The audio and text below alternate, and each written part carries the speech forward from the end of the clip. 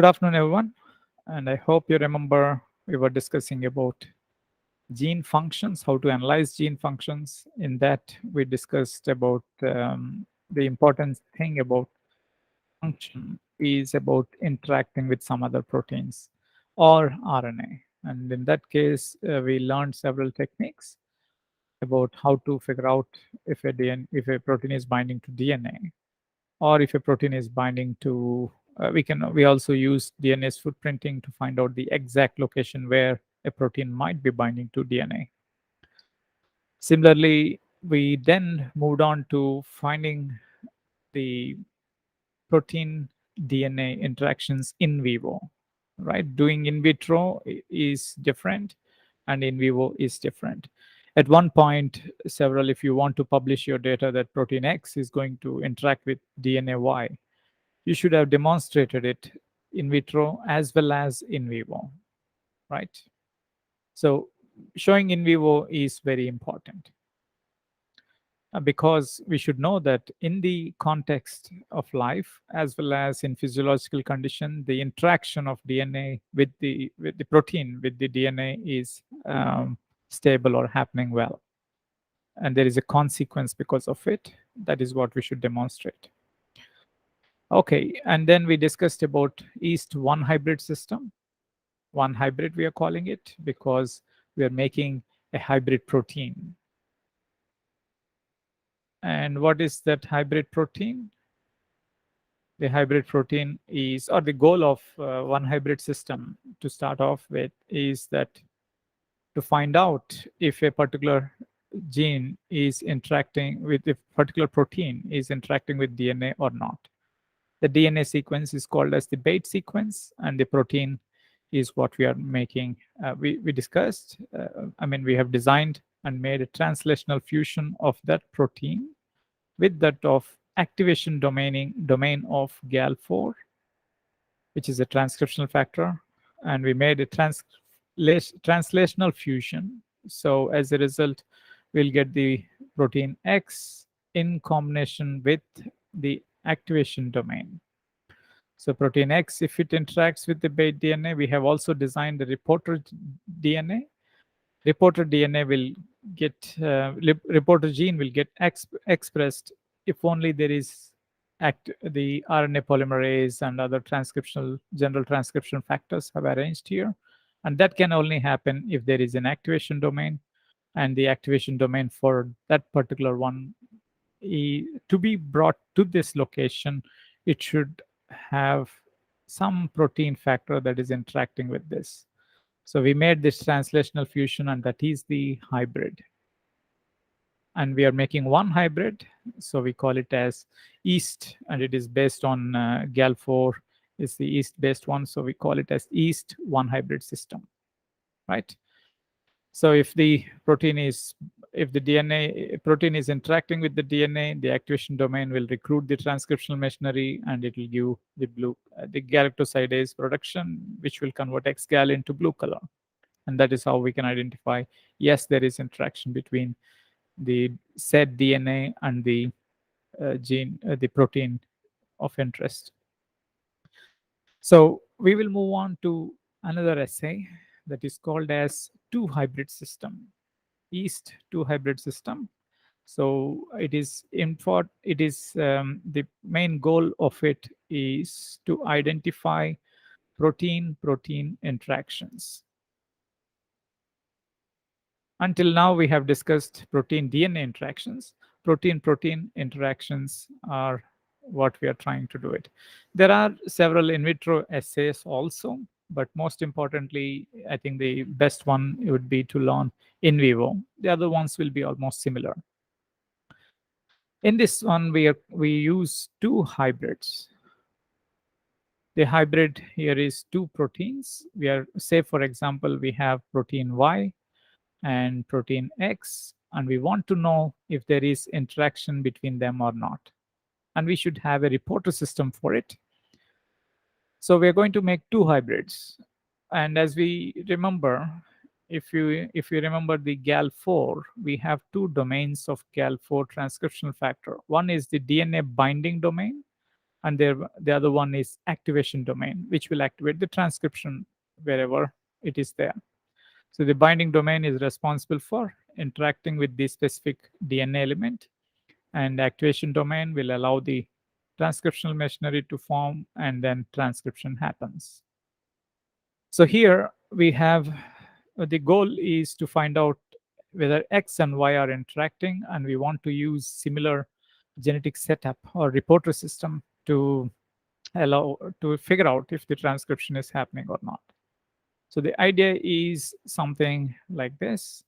We have a DNA, and we make a reporter system, which is something like this,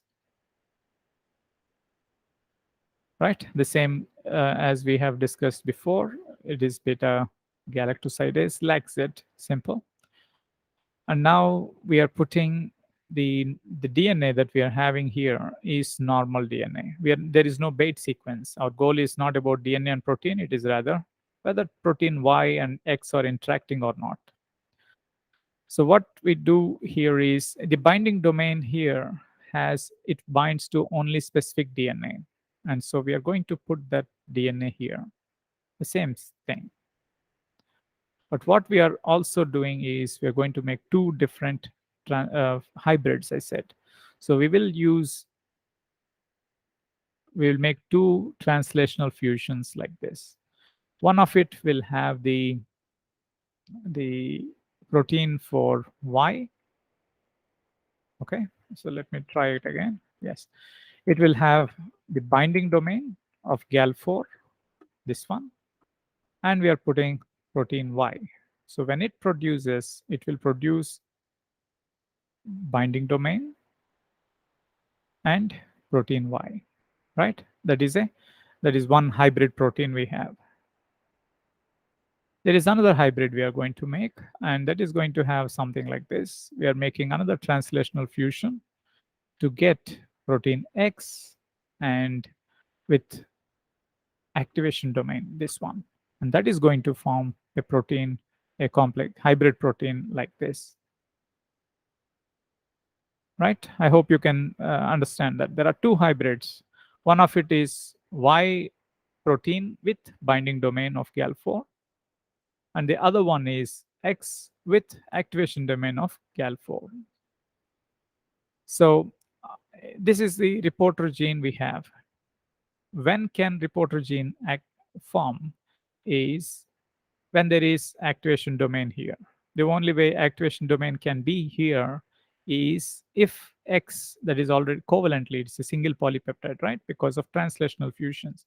So if X is here, how can X be here? It can be here if only there is something to link the X with the DNA sequence that we have here. But the DNA sequence is specific for um, binding domain. Only the binding domain can interact with it. So binding domain can interact with this. And if binding domain is here, then Y must be here, isn't it? Because we made a hybrid. If you see it clearly or try to understand it well enough, you will see that if there is an interaction between X and Y, only then this hybrid can be in this location. If the hybrid, second hybrid X and activation domain is here, then we will have the transcriptional machinery come here and activate transcription here. And then the reporter gene will be expressed, producing beta galactosidase, and that will eventually result in blue color. If X and Y are not interacting partners, right? If they're not interacting partners, then the second hybrid will not come to this particular location, and then you will not have any transcription. Therefore, the colonies would remain in white in color. Okay, that is the essence of two hybrid system. The name comes from we make the hybrids that we're making using translational fusions. Okay, and you can see that we will also review it once more before going. So here we'll get the names, right? One is called the bait and the other one is called the prey. You can call this as protein Y and this as protein X. These are two different hybrids. This is one hybrid with the prey protein X and activation domain, the black indicated one. The other hybrid is bait, that is Y protein, along with DNA binding protein, binding domain of GAL4. So we have the reporter gene, we have the operator or UAS, and then there is a promoter. If these two were not interacting, then the activation domain is not here, so therefore the transcription will not happen and it will give white color colonies. Whereas if there was interaction between the bait and the prey, then that is Y and X, then activation domain here is here, and therefore we will have transcriptional expression and it will result in blue color. It depends again, the reporter doesn't have to be always beta gal. It can be many things, but for ease of interaction, for saying it can be any of the reporters like GFP, YFP, or RFP. And here we'll just took it as beta galactosidase gene. Okay, that is the two hybrid system, Yeast two hybrid system. It's an assay used to find out protein-protein interactions with in vivo. Okay, we will also move a little bit. I discussed something about reverse genetics, and let me start with forward genetics and then reverse genetics. We discussed in the beginning about forward genetics and reverse genetics, isn't it? If we know the phenotype, that is any character, every or an enzymatic activity, and if we are then finding the gene, then that is forward genetics. From phenotype to finding out what is the gene of that is responsible for the phenotype. The other one is reverse genetics. Because of sequencing, we know a lot of sequences, but we don't know what is their phenotype, what is their function. Maybe it is not readily, easily detectable. So those are reverse genetics, right? So we'll have one example at least for forward genetics to come, and that is what we will discuss. It's a fantastic technique, and if you understood it, I hope you will also enjoy it. So I will tell you, the technique is something, say for example, a cell is, when you grow that cell in xgal, it is giving blue color. Assume you didn't know which gene is responsible for it, but if you have grown that cell, it is growing blue color. Now we know that it is because of beta galactosidase, right? When it is produced, that is from the lag Z, when it is produced, you will get blue color up when it grown in xgal. So assume that you don't know the gene, anything about it. All you know is if I grow a cell in xgal, it is giving blue color. I want, that is a phenotype, right? And I want to know why is it, or which gene is responsible for that, or which gene is encoding an enzyme that is converting this or causing this change in color. That means we are going from phenotype to gene. We are trying to find out the gene. That is forward genetics. Okay. Let's see how we can do that. There are two strategies. I think I will also use a little more, one more line to just give you broader views, so that when in the CA or so, if you have a answer that. So reverse forward genetics. Sorry.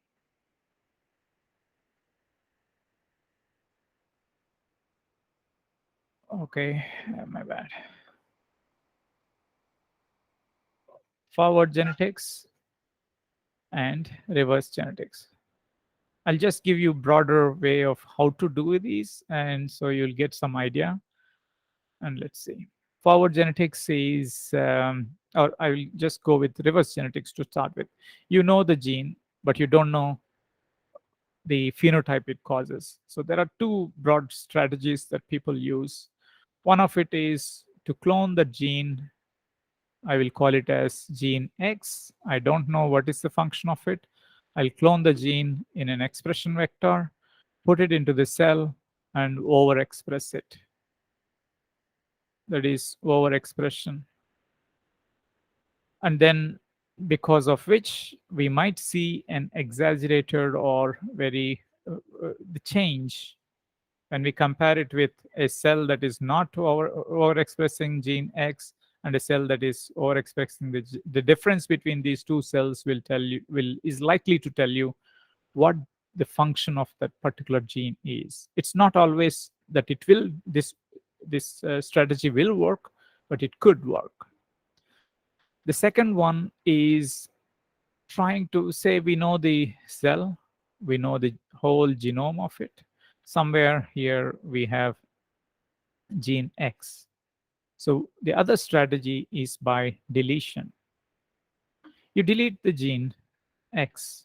Now there is no X in one of them. There is a mutant and there is wild type. And then you can compare what is the difference between these two cells. How is the mutant, which is not having gene X, different from that of wild type? And again, that is the change in phenotype. We'll try to look for what all phenotypes have been changed and how is it probably compromising or contributing to the cell itself. Those are two general strategies for reverse genetics. I hope you understood that. There is in forward genetics, we don't know, it is very difficult to figure out. We have a phenotype, say I'm looking for the cells that are making blue color, okay? Blue color is coming, we don't know how it is happening. So what we will do is we will do random mutagenesis. Random mutagenesis, so, and in several hundred cells, say thousands of cells, we'll try to do random mutagenesis. And maybe we'll try to find out a cell that is giving white, the cell, one of the colonies is remaining white. That means we are interested in the blue phenotype, isn't it? The ability for a cell to convert or degrade X-gal to give rise to a blue colored compound. And now we have random mutagenesis, and we are then identifying mutants which are giving white colonies. That means they lost the phenotype. So it must have been, it lost the phenotype, meaning that the mutation must have happened in the gene that is contributing to this one, to the blue color. So what we then do is we take the mutant, we characterize it, we try to identify the gene for it. Identify the gene and then characterize it further to see that if it is the one responsible for causing, or whether it is directly involved in causing the blue color or indirectly involved in it. Okay. So I hope you understood the general strategies of forward genetics and reverse genetics. We will see a few for the forward genetics. One concept that I would want you all to know. So I said in this case, random mutagenesis. Random mutagenesis can be done using chemicals, right? We could have each of these cells may have one or two mutations, and it is very difficult to find out which gene is responsible, in which gene has the mutation when we do chemical methods. Not that it is impossible, it is possible, but it is little difficult. Here we can also use random mutagenesis can also be done using biological agents. And that is what we're going to learn, to use transposons, right? Transposons are jumping genes. So if we have a genome, it is like this, and we have a transposon. In one cell, maybe it will get integrated here. in another cell, maybe in a different locus, and so on. So randomly, we can stimulate in several hundred thousand cells to mutagenesis to happen. Because why does it? What is every time a transposon integrates? There is if it happens within a gene, say if it got integrated here, we will have insertional inactivation. That gene, the function of that gene is compromised. It cannot it cannot produce a functional protein because insertional inactivation by the transposon. So we can use transposons to do forward genetics. Okay. So for this case, what we have to do is we should have a vector, and the vector has a transposon. It's written as Tn. Okay. And then we are going to put it into E. coli or say bacterial cells or whichever host we are actually working on. You'll put it into here assume we took bacteria. We will allow transformation. So now we have the plasmid with the transposon. And we have the genome as well. The genome is all over, and we have several thousands of these cells. Okay. The transcription, the promoter of this transposon is within our hands, and we can allow we can allow the transformants to grow at permissive temperature. So if one of the essential thing about plasmids is origin of replication. And there are several types of origin of replications, and some of the origin of replications are active at certain temperatures, say for example 30 degrees centigrade. But if you put it at 42 degrees centigrade, the origin of replication does not function. There is a lot of biology involved in it. We are not going into to discuss all of it right now. The simplest is you should assume there are artificially synthesized by putting in some sequences, and then the plasmid can only replicate at one temperature that is called as the permissive temperature. And the restrictive temperature is where it cannot initiate replication of the plasmid. So what will happen, say for example, there is a cell and it has a plasmid. As long as you're growing in 30 degrees, the cell grows, maybe slow, but it will still grow. And the plasmid is also dividing along with it. So the daughter cells will also get it. Yes? Now, if I shift it to 42 degrees centigrade, this cell, for example, will divide, but the plasmid has not divided. So only one cell will get a copy, and the other cell will not get a copy of the plasmid. And if I continue to grow this, eventually you will have only one cell with the plasmid, right? Permissive temperature until here you're growing, and all the cells, because replication of plasmid will also happen, all the daughter cells are likely to get the plasmid, and that is called as permissive temperature. When we move it into 42 degrees, we are saying restrictive temperature. Out of all the cells, say this is when the colony has formed, it will actually be in millions. But in that, only one of these cells that is forming this colony will have the plasmid, if at all it is there and not degraded. All the other cells will be plasmid free. Okay, and there is also about the transposon structure. I hope you can remember the transposon structure. For transposition to occur, there are two essential things. One is the inverted repeats that are present in the ends of the transposon, and there is another essential one that is called the Transpose Ace gene. The Transpose Ace gene will produce transposon. The transposon will recognize these elements and will allow it to recombine in the target site, right? When you have a transposon with the transposase, you call it as autonomous transposons. That means the transposon has everything required for transposition to occur, to carry out transposition.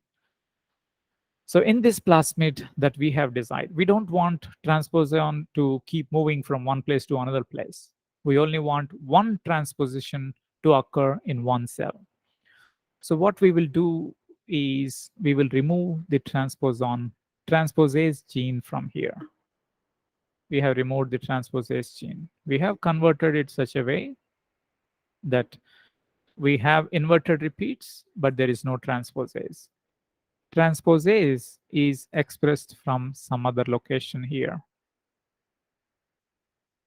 So this transposase gene will produce the transposon that will recognize the inverted repeats present in this particular transposase, the transposon, and that will allow the hit onto the genome once, right? When it is in permissive temperature, there is transposon is coming to every cell, right? In every cell has a plasmid, and so the transposition is likely to occur.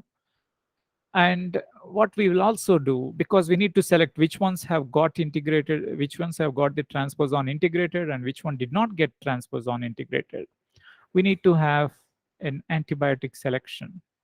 So what we will put here in the transposon here is an antibiotic resistance gene.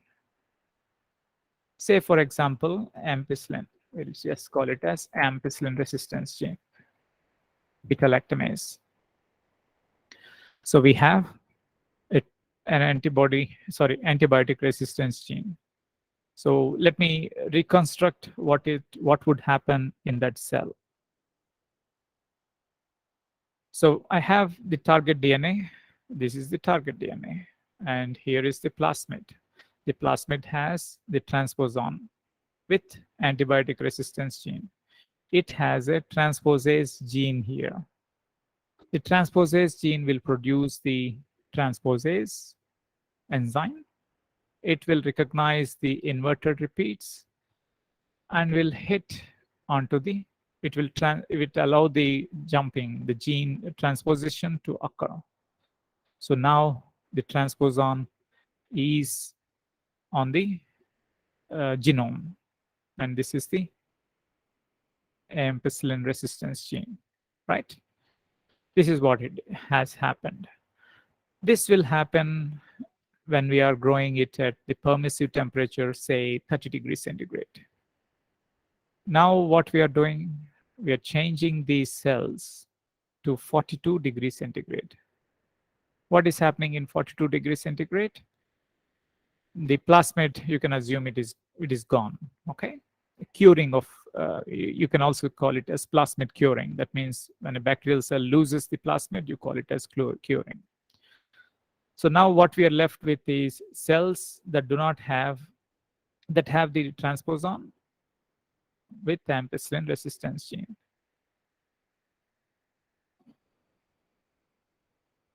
And can this transposon move to somewhere else? It cannot move. Why is that? There is no transposase gene. Transposase gene is also expressed from the plasmid that we put in. And the plasmid is no longer there. So transposase is not there. So the transposon that we put here will remain like that. So we have a mutant. Like that, we are growing several hundred or thousands of cells. And in each case, because this transposon is not site-specific, it will randomly integrate into some location. It will, we will have a library of them, because now we will plate them with ampicillin on ampicillin. All those, there could be cells where the plasmid has not integrated, or the transposon did not work, or transposon did not integrate. All those cells that did not get ampicillin resistant will die. The rest will grow. If they have grown, it is because of ampicillin resistance gene. If ampicillin resistance gene is there, it means the transposon has hit on the genome. Okay. and there is a mutation. We have inactivated chromosomal gene, right? And there are, say, 4,500 genes in E. coli. How would I know in which location is this transposon there? We were successfully mutagenized using transposons. And one gene must have been mutated. How would I know which gene is that is responsible for, say, for example, we are looking at blue color, right? Which is responsible for this phenotype of giving blue color upon when grown in X gal? How would we identify it? There is a nice technique called as inverse PCR, and that is what we are going to discuss now.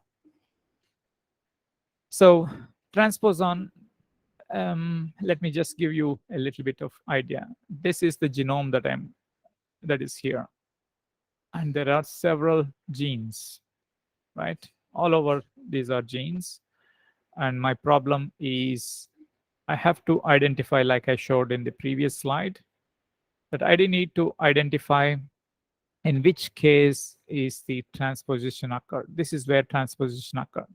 How can I identify this particular one? Okay. And that because that is where the loss of the function is visible. So we think that this particular gene X, is responsible for the blue color upon growing in X gal. How can I identify it? To do that, we need to have a design in the transposon that we are using itself. Like the transposon I showed you, I described some design here. There is more to it, and that is what we need to understand. We will have we will discuss this while we are talking about here. So what we are going to do is we will collect the genomic DNA. We will collect genomic DNA of all the cells that are growing in ampicillin resistance. They are ampicillin resistant, which mean transposition has occurred. And we'll also grow those cells that became white. That means they have lost the function, or they lost the trait of giving blue color in X gal.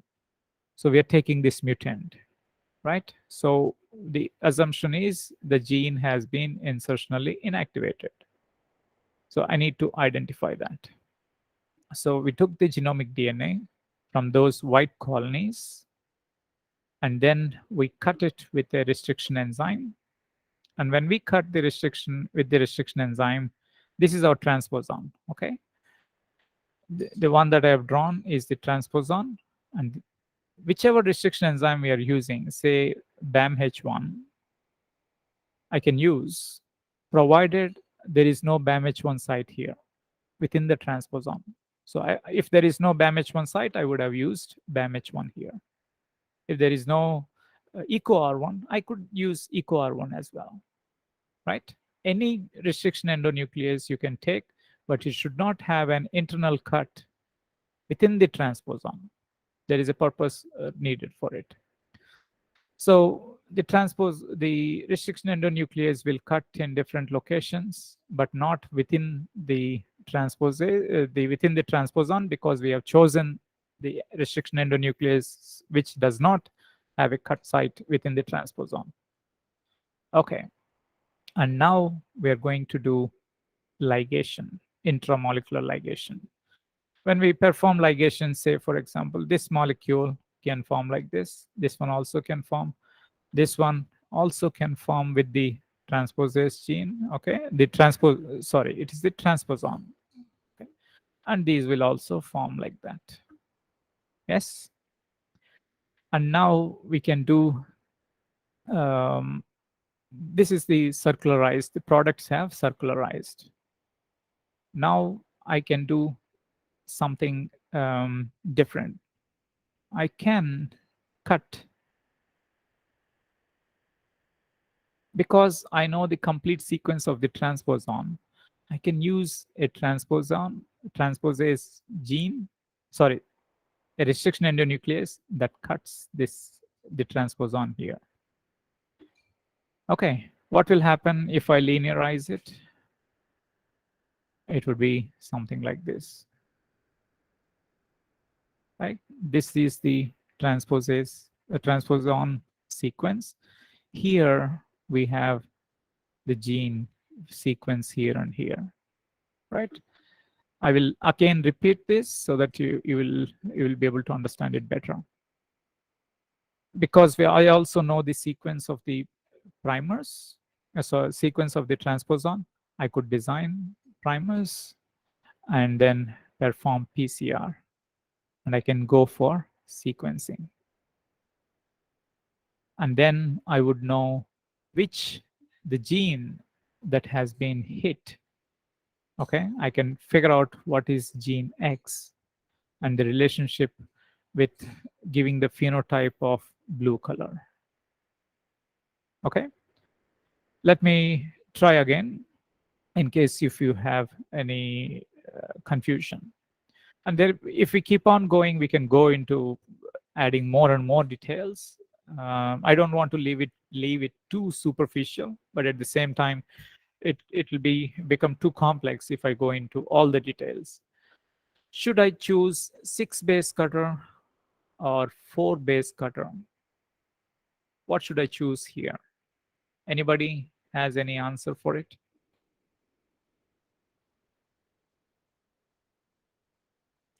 Why I'm asking is when I'm going to linearize here, I'm going to use another restriction endonuclease. What if that restriction nuclease has cut here also? Right? We shouldn't want. So in that case, having a 4 base cutter is a better option. Okay. Only one thing is you have to ensure that it is not cut here. Okay. Let me try again. Let's restart. So I have a gene and transposition has occurred. This is where transposition occurred, and I'm going to indicate the transposon in this shaded area. Okay, the genome is big. And now we are going to cut with restriction endonuclease as given here. And we have to choose a restriction endonuclease that does not have a site within internal sequence. Internally, it should not be cutting.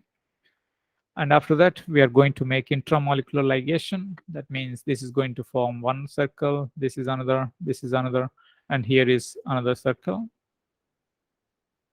So all of it, majority of it is the gene, right? Or I'll put it differently. Something like this. And here we have the transposon. Okay, intramolecular ligation. And then we have one more. And now circularization has happened. And we can directly use primers like this to perform PCR. The better option or protocol, several protocols are available where we can cut this and see what is happening. If I linearize this, what will I get? I would get the transposon sequence here and part of the gene, that is this one, I'll call it A and this one as B. And then I have this region, that is the N, and then we have the B region of the gene, and this is the other part of the transposon. I can, because I know the sequence of the nucleotide sequence of the transposon, I can synthesize primers.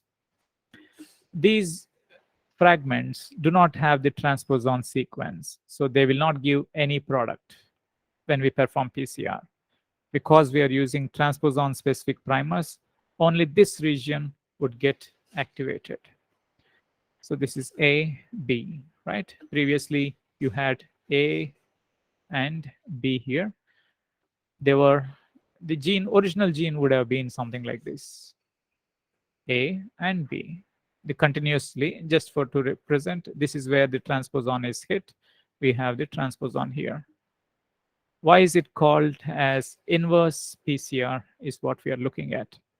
These regions A and B were outside, and now the sequence wise they are inverted here, right?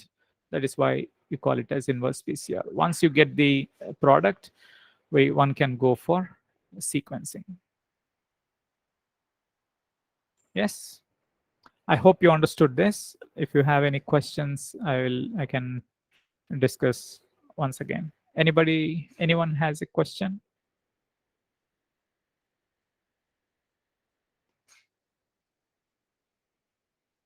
Yes.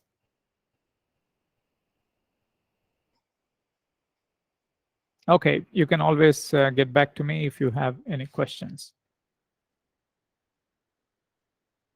Okay, it's going to crash, I guess. Yes. Sir, in that calendar is a comprehensive Viva has been given something. It's for I'm you not. in yours? Yes, sir. In our calendar it's been given, sir. Okay, I need to correct that. That's not for you. Okay, sir. Yeah. Hmm. Sorry.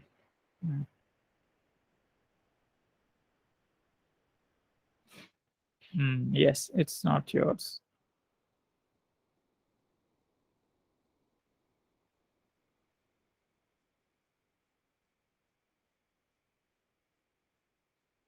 Yes, I'll correct that one, okay? I think I'm doing that now.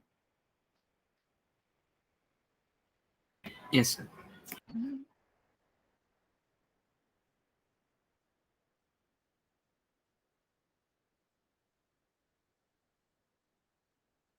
Okay, I'm sorry about it. This one.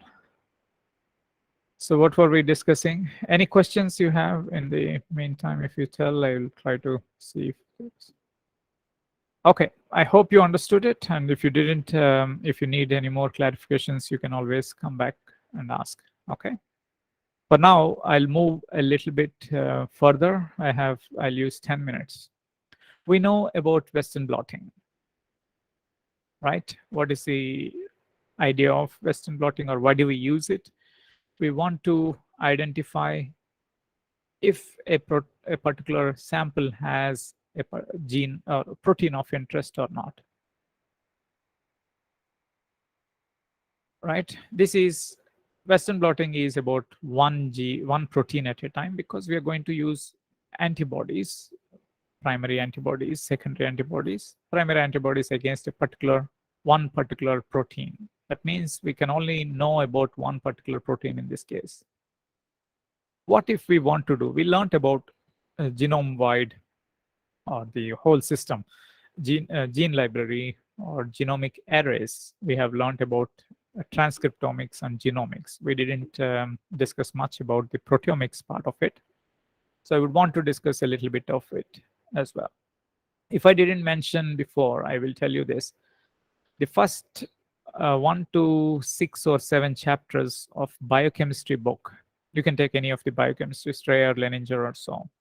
They are the essential parts of that are required for any kind of competitive exam, and also for interviews, any technical interviews that you are going, because it will teach us about charges, it will teach us about interactions and the properties that come to different molecules. And based on those properties, we try to design different types of techniques and protocols. So the essence is the nature of the protein, and or the molecule, and what it interacts with and how it interacts with. And that is why these first 1 to 6 chapters of any biochemistry book is very, very essential and foundational in a way. So you can also look up these things. I guess you know about two-dimensional gel electrophoresis.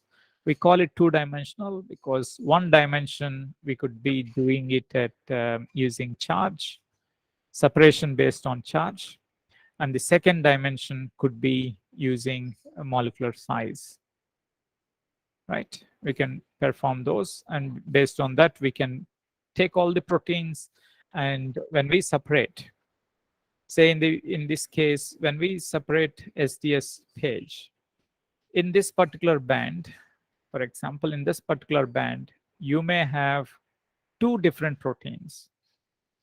The molecular weight might be same, but their sequence could be different. the same amino acid composition. Two proteins may have same amino acid composition, but the order or the sequence is different.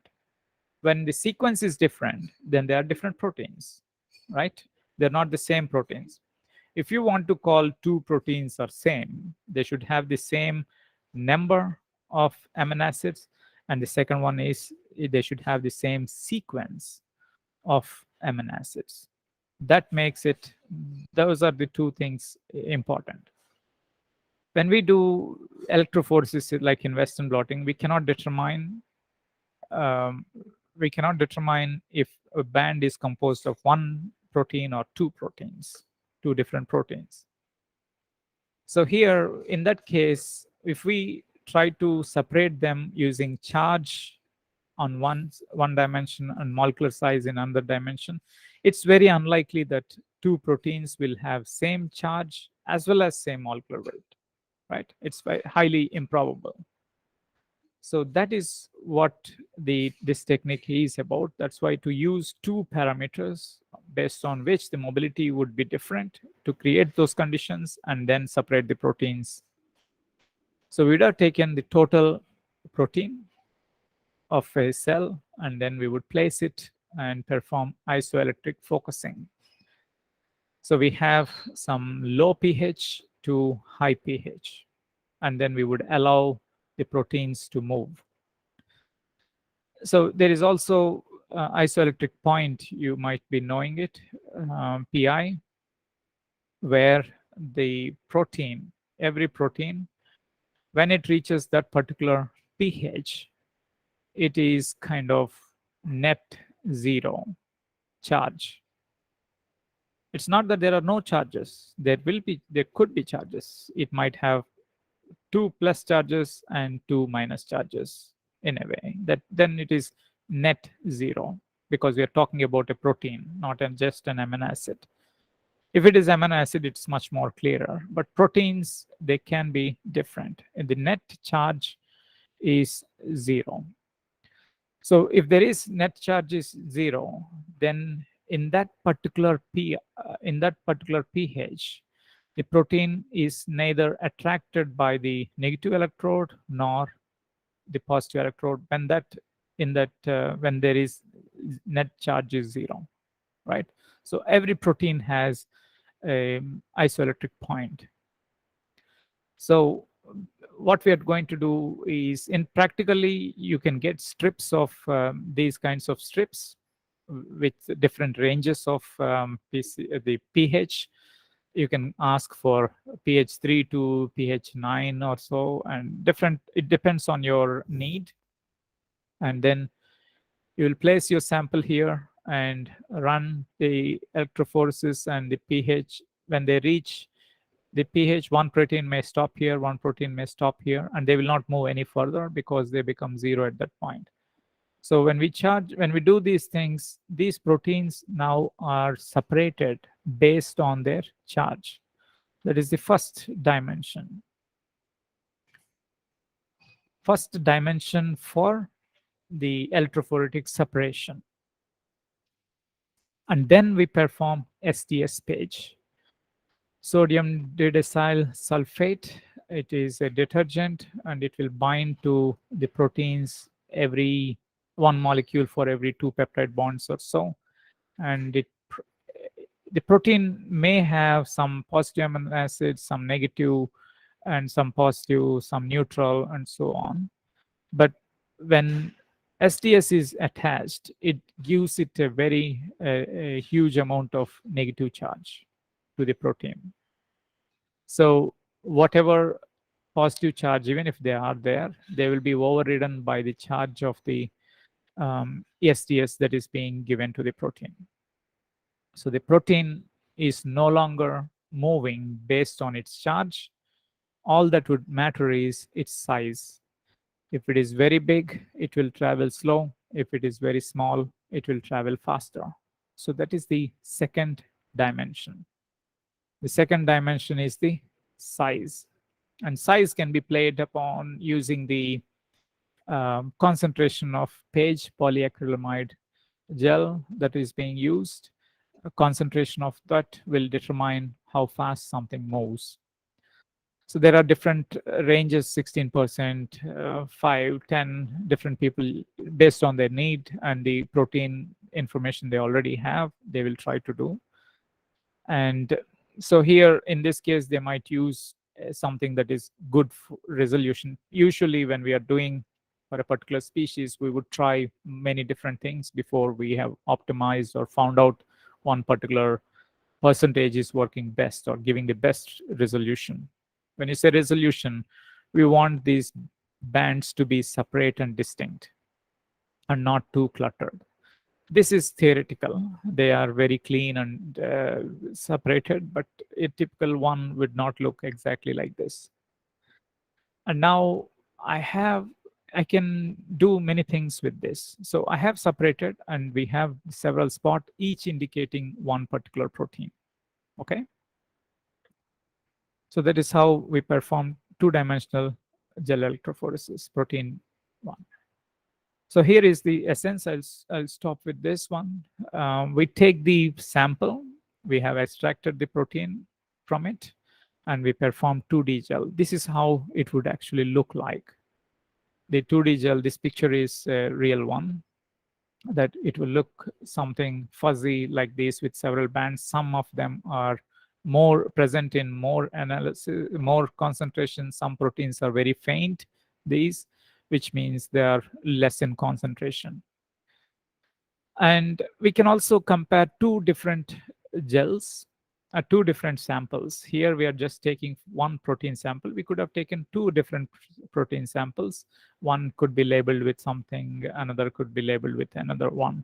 And then we can perform similar analysis. Or we can run two different gel electrophoresis, and we can use the computer to match or try to figure out which ones are common among these two and which ones are different. And that is where what happens now is that we can then take the gel. If we have identified that a particular protein, say for example this one is different, is present in sample A but not present in sample B, that is of our interest. So we can cut this out into this polyacrylamide gel along with the protein, and we can make it into pieces, and then we can add enzymes like trypsin. Trypsin can go into the gel, and then there are so many other procedures in between. Trypsin can go there and cleave the the protein into fragments. In gel digestion, you call it.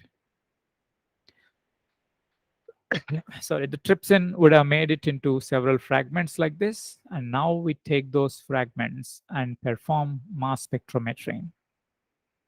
I hope you have studied about mass spectrometry for larger molecules, for small molecules, but there is whole proteomics which is done using mass spectrometry.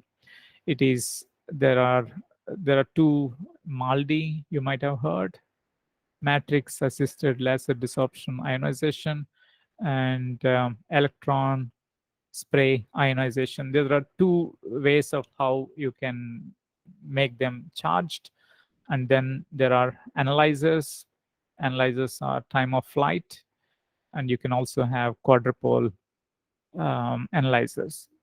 Either way, once you have these peptides and you perform mass spectrometry, it will give you a graph like this, electrogram, I think you call it. And from that, the molecular weight of each peptide, if you feed it into databases, there are computer databases that can actually figure out if this is the mass, the likelihood of this sequence, amino acid sequence, is high. They could give you, based on previous experiences and other proteins other people have given, based on the peptide molecular weight, they can predict, and then you can figure out, you can sequence the protein actually. If you have identified a small fragment, you can do multiple ionizations, and you can figure out the sequence of the protein as well.